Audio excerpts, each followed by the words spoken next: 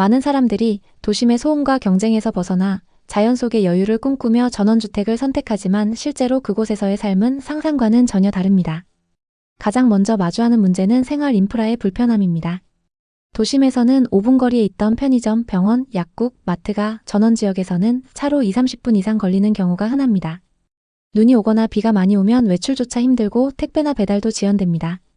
조용해서 좋다고 생각했던 고요함은 어느새 고립감으로 바뀌고 외로움과 생활 불편이 쌓이면서 결국 다시 도시로 돌아오는 이들이 많습니다.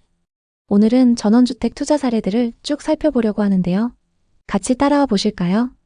시골 산속 깊숙한 곳에 위치한 전원주택이 있습니다. 길이 험난해서 차가 흔들리고 낭떠러지 옆으로 아슬아슬하게 올라가야 나오는데 이런 곳이 뭐가 좋다고 집을 짓나 싶을 정도예요. 10억을 들인 전원주택인데 지금 경매로 나와서 사업까지 떨어졌어요. 그래도 낙찰이 안 되네요. 왜 이렇게 헐값이 됐을까요? 먼저 이런 전원주택의 경우 실패의 원인이 여러 가지가 있습니다. 부지가 1000평이 넘는데 산속 깊숙한 곳에 있어요.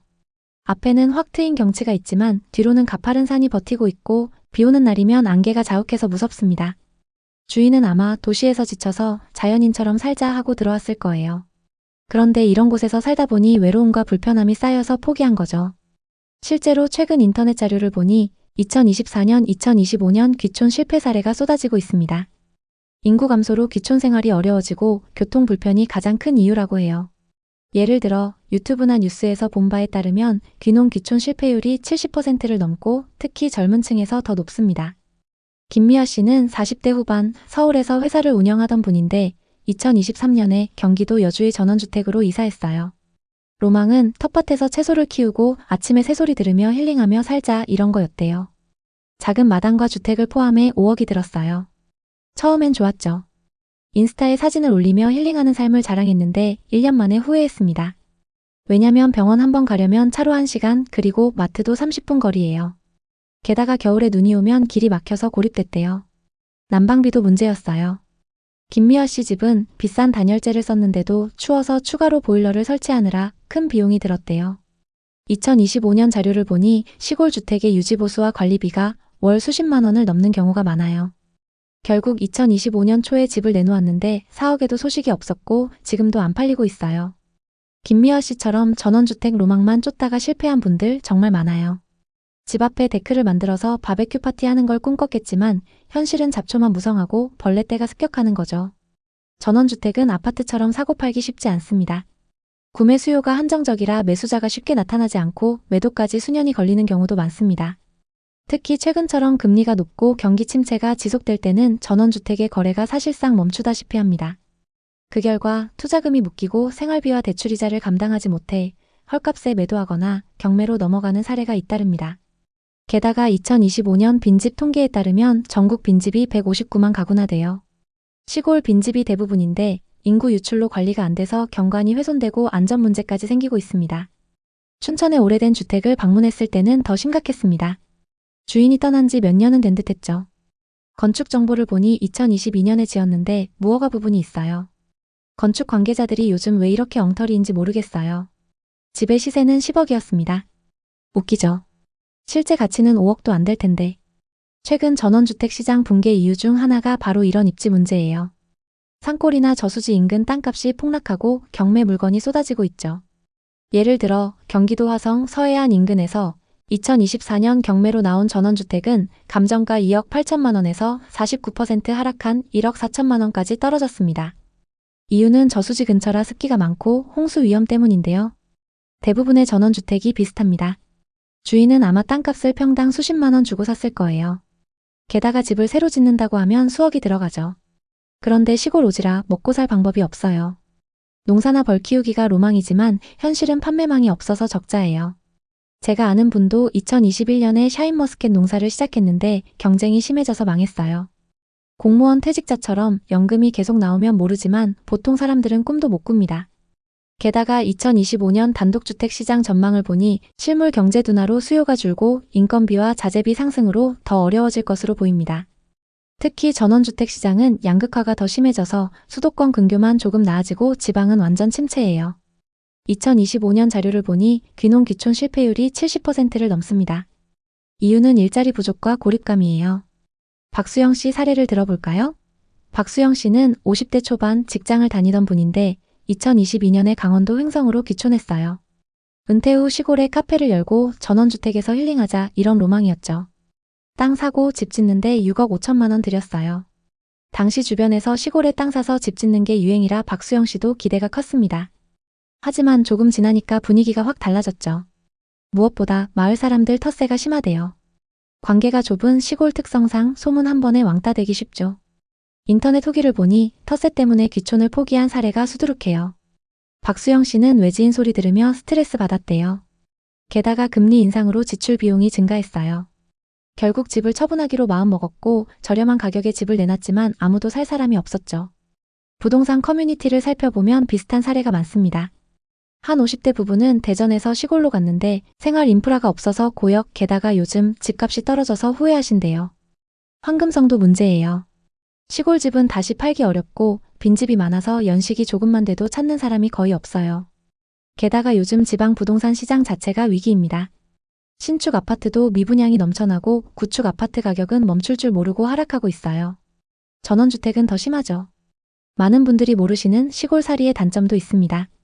마을 텃세와 발전기금을 강요하는 곳도 있고 풀과 벌레 관리의 어려움, 야생동물 피해 등. 또 집과 산이 너무 가까우면 붕괴 위험도 있어요.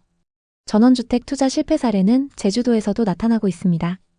오션뷰에 혹해서 샀지만 반값까지 떨어진 곳도 있습니다. 유지비 부담과 인구 유출, 무엇보다 수요 감소가 큰 문제죠. 서울 빼곤 부동산 양극화가 매우 심합니다. 지방은 미분양 적체와 경매 매물 증가 상황이 심각합니다. 전원주택 경매가 증가하는 이유는 인구 감소에 공사비는 치솟고 유지 비용이 점점 늘어나기 때문입니다. 정부가 빈집 리모델링을 지원한다고 하지만 재정적 한계가 있습니다. 최민지 씨는 40대 후반 디자이너였는데 2024년에 충청도 시골로 이사했어요. 전원주택에서 홈오피스를 꾸미고 그곳에서 아이를 키우는 게 로망이었죠. 땅 200평의 주택까지 총 5억을 투자했죠. 하지만 2025년 경제 불안으로 프리랜서 일감이 뚝 떨어졌어요. 그러다 보니 전원생활 자체가 어려워졌죠. 부업을 하려고 해도 일감을 구할 수가 없었어요. 게다가 인근 학교가 폐교되면서 아이 교육 문제로 이혼 위기까지 갔죠. 또 빚 3억을 갚지 못해 경매에 넘어갈 위기에 처했어요. 인터넷 자료들을 보니 전원생활은 생각보다 할 일이 너무 많아서 실패한 사례가 많습니다. 게다가 2025년 시골 빈집 재탄생 프로젝트처럼 무상임대나 유학마을 조성을 시도하지만 아직 부족한 현실이죠. 이제 더 구체적으로 지역별로 살펴볼게요. 특히 수도권 근교인 양평, 광주, 여주, 이천 같은 곳에서 전원주택 경매가 쏟아지고 있어요. 이 지역들은 서울에서 가까워서 투자자들이 몰려들었지만 잘못 투자했다가 실패한 사례가 넘쳐나요. 먼저 양평부터 보죠. 양평은 산과 강이 어우러진 지역으로 전원주택의 메카로 불렸지만 2024년, 2025년 경매 물건이 폭증했어요. 예를 들어 양평읍 시내리에 있는 125평 토지의 전원주택이 2025년 8월 경매에 나왔는데 감정가 4억 4천만 원에서 유찰되어 2억 초반까지 떨어졌어요. 건축비도 안 나오는 가격이죠. 또 다른 사례는 양평 양서면 증동리의 신축 전원주택. 2년 전 매매가 5억 9천만 원에 나왔지만 아직도 팔리지 않았고 최근 금매로 3억대까지 인하됐어요. 이유는 접근성 문제와 유지비 부담이에요. 한 투자자는 양평 용문면 화전리의 주택에 6억 7천만 원을 투자했는데 경매에 넘어가서 2억 6천만 원까지 하락. 고금리로 대출 이자를 못 갚아서 망했대요. 양평에서 이런 실패 사례는 흔해요. 로망으로 산 땅이 맹지라서 소송 걸리고 홍수 위험까지. 게다가 유지비가 계속 늘어나면서 경매로 넘어가는 물건이 급증하고 있죠. 특히 정치권 이슈까지 겹치면서 말도 많고 탈도 많죠. 2025년 이후 양평의 전원주택 시장은 침체가 지속될 전망이에요. 공급 감소지만 수요도 줄어들고 미분양 증가로 가격이 하락세예요. 광주 쪽도 마찬가지예요. 광주 태촌면이나 도청면에서 전원주택 투자 실패 사례가 많아요. 한 사례는 광주 도청면 방도리의 3억 3천만 원짜리 전원주택입니다. 넓은 텃밭이 있지만 교통불편과 유지불가로 포기했죠. 투자자 한 분은 2021년에 7억을 투자해 카페와 주택을 지었는데 4년간 적자가 누적되면서 도저히 유지할 수가 없었죠. 2025년 현재 경매로 4억에 나와 있습니다. 광주 지역은 서울에서 가까운 거리지만 막상 출퇴근 시간에 다니려고 하면 차로 1시간 반 이상 걸리는 경우도 있습니다. 여주도 비슷해요. 여주 흥천면 상대리의 2억대 주택은 초저렴하지만 아무도 관심 갖지 않고 있습니다.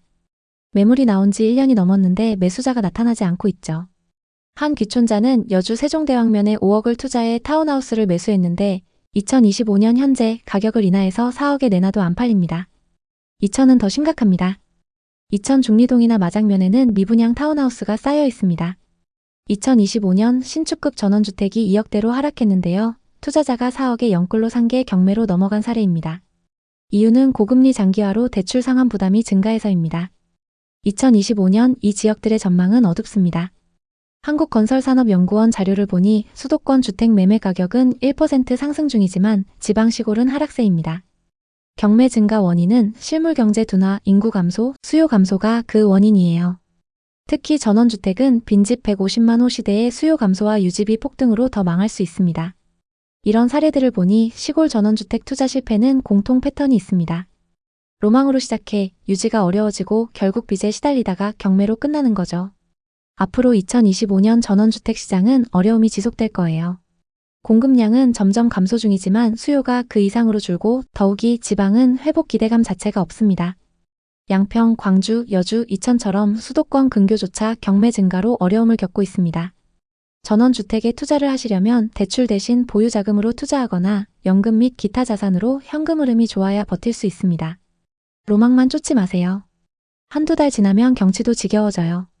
외로움에 못 이겨 도시로 돌아오는 분들이 가득해요. 전원주택은 휴식의 공간으로는 매력적일 수 있지만 투자 대상으로 접근하기에는 유동성, 비용, 관리, 수요 모든 면에서 비효율적인 자산이라는 점이 현실입니다. 그럼에도 전원 생활을 하고 싶으시다면 매매 전에 전세나 월세로 1년 정도 살아보시는 걸 추천드려요. 앞으로의 한국 전원주택 시장은 금리, 규제, 수요 부족 등 여러 가지 불확실성이 큽니다. 여러분의 소중한 자금을 지키려면 신중하게 투자하세요. 오늘 이야기 어떠셨나요? 오늘의 이야기에 공감하셨다면 구독과 좋아요를 눌러주세요. 오늘도 시청해주셔서 감사합니다. 다음 편엔 더 좋은 내용으로 찾아뵙겠습니다.